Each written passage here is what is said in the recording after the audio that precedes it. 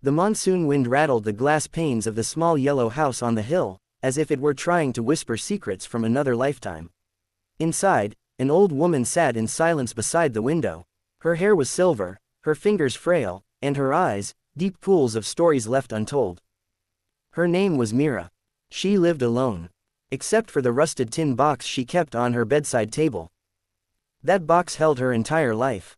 Not in money or documents, but in letters, dozens of them, yellowed and untouched. Each one addressed to Arav. Each one never sent. She wasn't mad, nor senile. She was in love. And had been for 40 years. It began in 1975. Meera was 17, full of laughter, barefoot in fields of mustard, hair flying like poetry in motion. Her world was books, wildflowers, and dreams too big for a small village. Her father was a teacher. Her mother embroidered saris. Life was simple. And then came Arav. He wasn't from the village.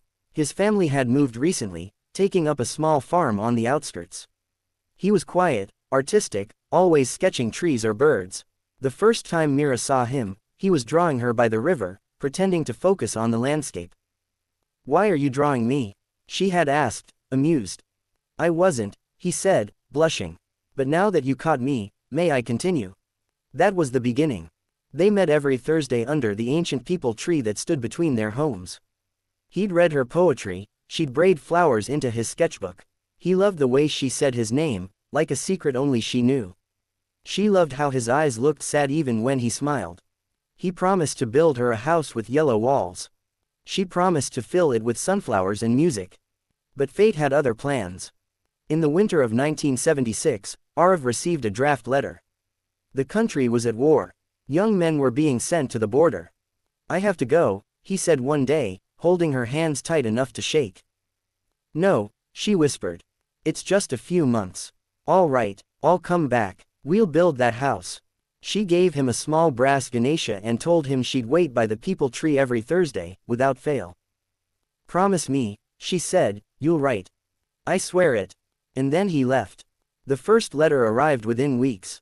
Filled with clumsy drawings of the desert, of him and his bunkmates, of moons and stars. "I see your face every time I close my eyes," he wrote.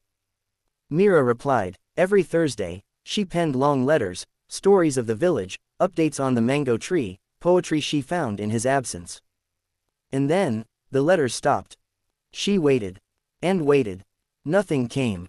Months passed, then years. Rumors floated through the village. The war had ended. Most soldiers returned. Some didn't. She wrote still, every week. People began to call her foolish. She never married, never left. "I'm not waiting," she would say. "I'm remembering." Time moved on. Her parents died. Her sister married. The peepal tree aged with her. But every Thursday, Meera still sat under it, eyes on the road, a letter in her hand, addressed to Arav. In 1998, something changed. A man came to her door. He was old, wore a badge, and carried a briefcase. "You're Meera Deshmukh?" he asked. She nodded. He opened the case and pulled out an envelope. "We found this in a prisoner of war camp, hidden under a loose floorboard." It was addressed to her. Her fingers shook as she opened it.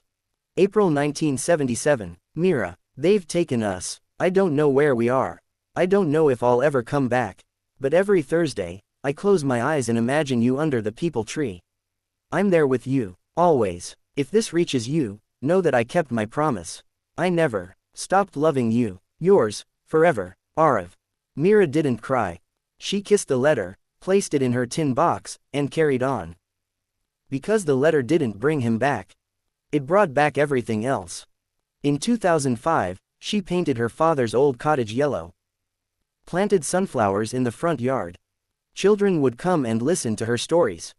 She told them about a boy who sketched rivers, who promised her the moon, who sent her a letter after death had nearly claimed him. They called her, Daddy of Forever Love. By 2020, Meera's hair had turned white as snow. Her hands couldn't write anymore. But her memory was sharp. She could recite Arav's poems by heart. She still walked to the peepal tree every Thursday, even if it took her an hour. People stopped asking why. They already knew.